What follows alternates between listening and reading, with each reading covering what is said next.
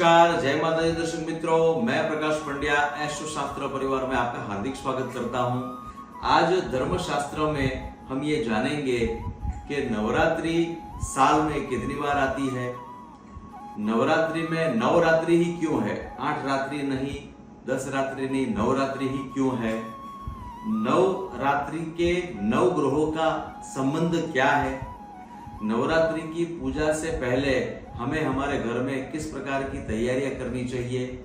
नवरात्रि में हमें नव दुर्गा माता के जो स्वरूप है उनका महात्म्य क्या है, उनको कौन से रंगों के पुष्प से पूजा की जाती है, कौन सा नैवेद्य उनको अधिक प्रिय है और किस प्रकार की पूजा करने से हमारे घर में सुख शांति और समृद्धि की प्राप्ति हो। तो आइए जानते हैं कि साल में नवरात्रि 4 बार आती है।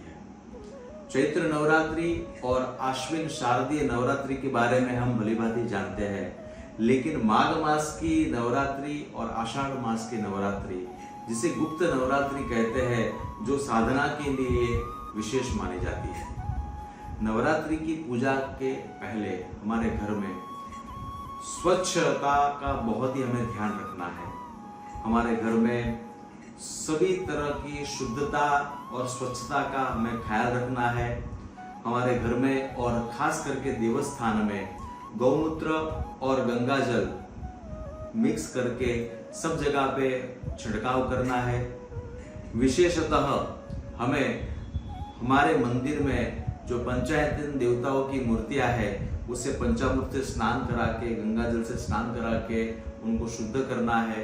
जो तस्वीरें वगैरह है उनको शुद्ध वस्त्र से उसको साफ सुथरा करके विराजमान कराना है। अच्छे स्थापन लाकर भगवान को वहां पे विराजमान करना है और 9 दिनों तक विशेषतः भगवान की पूजा और अर्चना के लिए अखंड दीप जलाना है। सुगंधित द्रव्य हमें भगवान को अर्पण करना है और यजमान को और यजमान पत्नी को और परिवार के सभी व्यक्ति को बन सके तो लाल कलर के वस्त्र, पीले कलर के वस्त्र और हरे रंग के वस्त्र जो है उस वस्त्र धारण करके भगवान की पूजा खूब आनंद पूर्वक करनी चाहिए। नवरात्रि के प्रथम दिन घट स्थापना हमें करनी है। विद्वान पंडितों के द्वारा घट स्थापन कर सकते हैं। विद्वान पंडितों के द्वारा 9 दिनों तक दुर्गा सप्तशती का पाठ करवाने से भी हमारे घर में सुख शांति समृद्धि की प्राप्ति होती है। और 9 दिन तक दुर्गा माता की उपासना के समय मांस और मदिरा का त्याग करना है। अभी हम दुर्गा माता के महत्व के बारे में विशेष जानेंगे। नवदुर्गा माता के सबसे पहले स्वरूप शैलपुत्री माँ, पर्वतराज हिमालय की पुत्री होने के कारण उनका नाम शैलपुत्री पड़ा। शैलपुत्री माता जी की पूजा करने से स्वास्थ्य का वरदान प्राप्त होता है। उनकी पूजा लाल पुष्पों से की जाती है।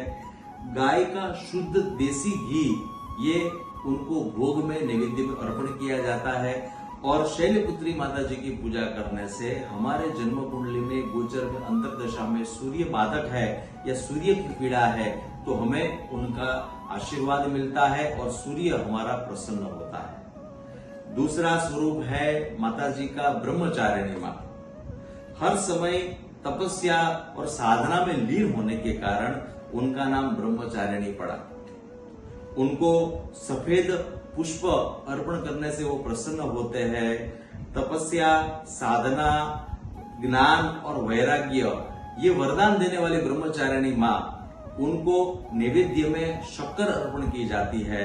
और उनकी साधना और पूजा करने से हमारे जन्म कुंडली में चंद्र अगर कमजोर है या तकलीफ दे रहा है तो वो चंद्र भी प्रसन्न हो जाता है। दुर्गा माता की तीसरे स्वरूप चंद्र घंटा माता, अपने मस्तक पे चंद्रमा को विराजमान किए हुए ये माता जी को चंद्र घंटा माता कहते हैं।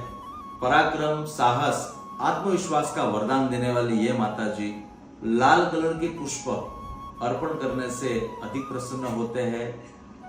दूध या दूध से बनी हुई मिठाई उनको भोग या नैवेद्य में अर्पण करते हैं। और चंद्रघंटा माता की पूजा करने से जन्म कुंडली का मंगल प्रसन्न होता है। दुर्गा माता के चौथे स्वरूप को कुष्मांडा माता कहते हैं। अपनी हल्की सी हंसी से ब्रह्मांड को उत्पन्न किया था, इसलिए उनके चौथे रूप को कुष्मांडा माता कहते हैं। ज्ञान, बुद्धि, वाणी, प्रखरता यह वरदान देने वाली यह माता जी को हरे रंग के पुष्प अर्पण करने हैं। हरी इलायची, हरे रंग की मिठाई और मालपुआ अर्पण करने से माता जी अधिक प्रसन्न होते हैं।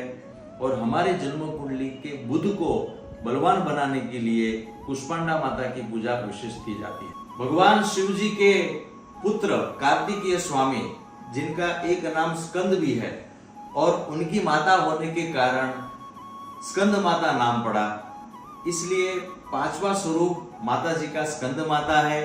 यदि आप उनका फोटो देखेंगे तो आप पाएंगे कि स्कंद माता के गोद में श्री कार्तिक स्वामी विराजमान है।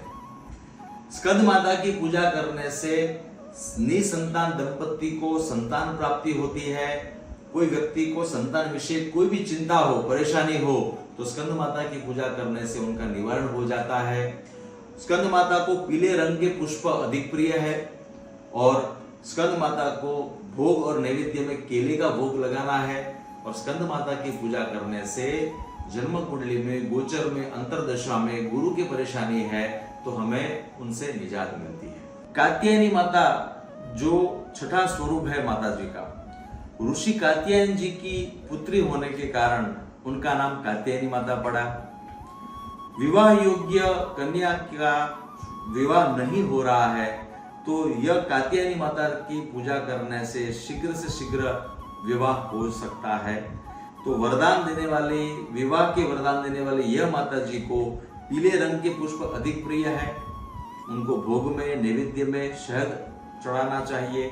और जन्म कुंडली में, गोचर में, अंतरदशा में शुक्र अगर पीड़ित है तो कात्यायनी माता की पूजा करने से उनके प्रसन्नता मिलती है। माता जी के सातवें स्वरूप काल रात्रि माता। यह काल रात्रि माता जी का स्वरूप बहुत भयानक और बहुत डरावना लगता है, लेकिन हमें इससे डरना या घबराना नहीं है, क्योंकि माता जी का ये जो स्वरूप है, जैसे कहते हैं ना कि पत्थर पत्थर को तोड़ता है, लोहा लोहे को काटता है, इसी तरह से किसी भी प्रकार का वशीकरण, तंत्र, मंत्र, बाधा, करनी, मूठ, ये कोई भी नकारात्मक ऊर्जा वाली शक्तियों को दूर करने के लिए काल रात्रि माता जी की पूजा करनी चाहिए। माता जी को काले रंग का धूप और अगरबत्ती अर्पण करना चाहिए।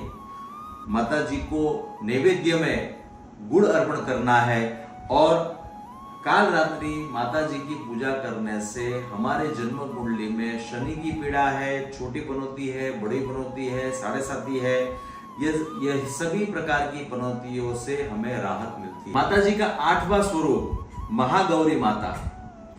अपार तपस्या करने के कारण माता जी का स्वरूप संपूर्ण काला हो गया। शिव जी प्रकट हुए और अपने कमंडल के जल से माता जी को जल का छिड़काव किया और माता जी का जो वर्ण था वो एकदम गौरव वर्णी हो गया। इसलिए माता जी के इस स्वरूप को महागौरी माता कहते हैं। यह माता जी की पूजा करने से सुयोग्य मन चाहे वर की प्राप्ति करने के लिए यह माता जी की पूजा विशेष करनी चाहिए। रामायण में सीता माता ने प्रभु श्री राम जी को प्राप्त करने के लिए यही महागौरी माता जी की पूजा और आराधना की थी।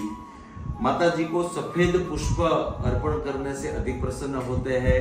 माता जी को विशेष कोपरा, नारियल जिसको कहते हैं, वो नारियल भोग और नैवेद्य में अर्पण करना है। और हमारे जन्म कुंडली में शुक्र अगर बलवान नहीं है, अगर शुक्र की पीड़ा है, तो माता जी की आराधना करने से, महागौरी माता जी की कृपा से शुक्र बलवान हो जाता है। नवा स्वरूप माता जी का, नवदुर्गा माता का नवा स्वरूप है सिद्धिदात्री मां।